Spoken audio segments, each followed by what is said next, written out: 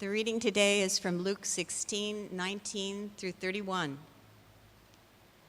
There was a rich man who was dressed in purple and fine linen and lived in luxury every day. At his gate was laid a beggar named Lazarus, covered with sores and longing to eat what fell from the rich man's table. Even the dogs came and licked his sores. The time came when the beggar died, and the angels carried him to Abraham's side. The rich man also died and was buried. In Hades, where he was in torment, he looked up and saw Abraham far away, with Lazarus by his side. So he called to him, "Father Abraham, have pity on me. Send Lazarus to dip and tip his finger in water and cool my tongue. I am in agony in this fire."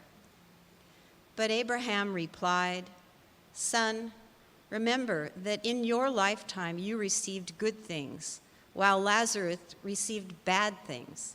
But now he is comforted here, and you are in agony. And besides all this, between us and you and a great chasm that has been set in place, so those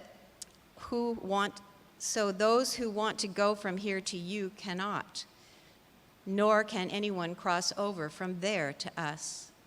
He answered, "Then I beg you, Father, send Lazarus to my family, for I have 5 brothers.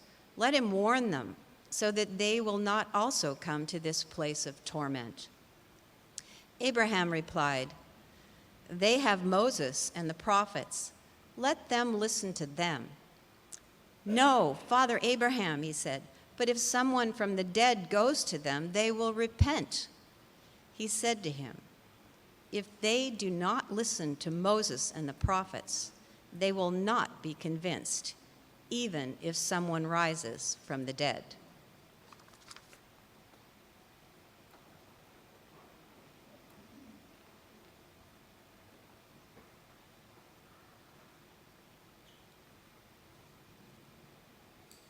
We are living longer than ever before in human history.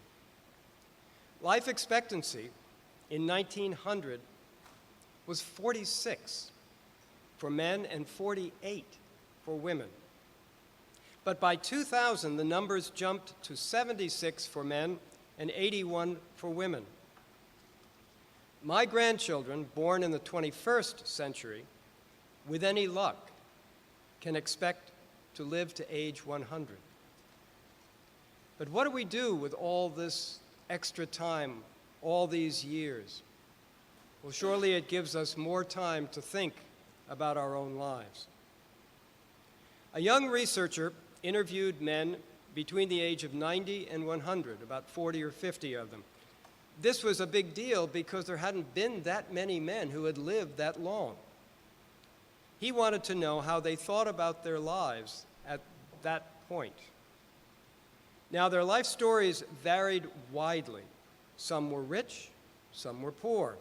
Some had happy lives, and others had tragic lives. And whether they were rich or poor, it didn't seem to make a difference about happiness or the misfortune. It just was their lives. Despite the differences, almost all of them answered one question in his survey with the same answer. The question was, do you have anything you regret about your life? Almost all of them said the same thing. I wish I had taken more risks. A man with great wealth, he has no name, could be anyone, could be you or I, enjoys all that his money can buy. A poor man named Lazarus, sick and covered with sores, lies on the front door of the rich man. And Lazarus wishes he had the crumbs that fell from the rich man's table forgotten, but he had nothing. No one noticed him, even though he was lying at the foot of the man's door every day. Then, according to the parable of Jesus, they both die. The rich man winds up in Hades, in torment. He lifts his eyes, and what does he see? The poor man Lazarus is in heaven with angels and Abraham. The rich man begs Abraham to send Lazarus to Hades to dip his finger in water and cool his burning tongue. Abraham answers, "Child, do you remember that you received your good in your lifetime, and that Lazarus likewise received the bad that came to him? And now he is here, Lazarus is here, being comforted, but you are in pain. But know that between us and you a great chasm stands, so that the ones wishing to cross over from here to you are not able, nor from there to us can one cross over." It's another way of saying death is final. Then the man asks Abraham to send Lazarus to his father's house, to his 5 brothers, and warn them before it's too late, before they die, to change their ways. But Abraham tells him in Jesus' parable, they have the law of Moses and the prophets to teach them how they should live. But the man in torment says, that's not enough to make them change. Abraham replies, if the law and the prophets were not enough to show them, nothing else will, not even if the dead come to tell them. And that's where the story ends. To me, this story is about being aware of other people, especially if one is right at your front door. Jesus is a Jew speaking to other Jews. They all were taught to love their neighbors. As in Jesus' other parables, however, the question is, who is your neighbor? And the answer in all of Jesus' parables is the same. It's the one standing right next to you who is in need. Lazarus was at the front door every day. The rich man had the means and the opportunity to do something for him. But did he? No. And now it is too late. In my long life, I think about the choices I made, and now I think about the ones that I regret. It happens when you have all this extra time that we have now. My 2 sons are now in their 40s with children of their own. When they were young teenagers, I took them to Washington, D.C. to see the memorials and the museums.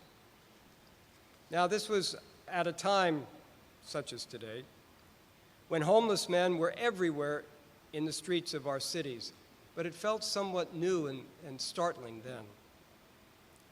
Every morning after breakfast, as we walked from our comfortable hotel, we saw dozens of men who slept on the sidewalks the night before. I thought about giving 1 or 2 of them some spare change, but gave up because there were so many of them. I thought about stopping to talk with 1 or 2, but the truth is I was scared of them. So I walked on by, doing and saying nothing, with my sons behind me watching me.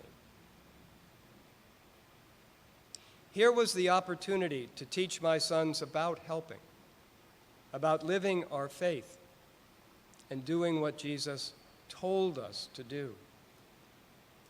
But I walked on by. My sons may not remember this, but I do. And now I deeply regret my decision. But it's too late now.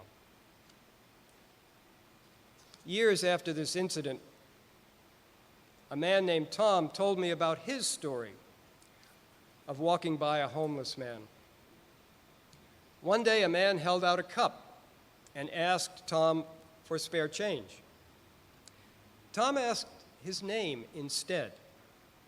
And then Tom, calling him by name, said, "I won't give you money, but I will take you for breakfast at that diner over there."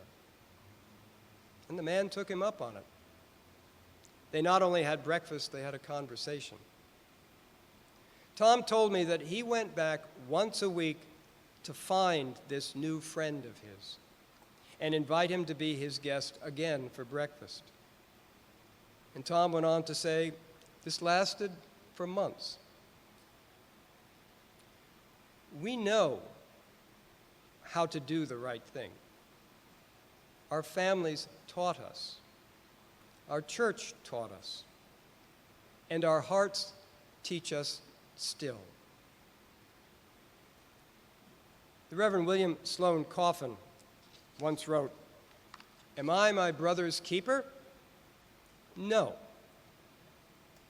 I am my brother's brother or sister." Our need for one another is not something we create, but instead simply recognize. And I say, before it's too late.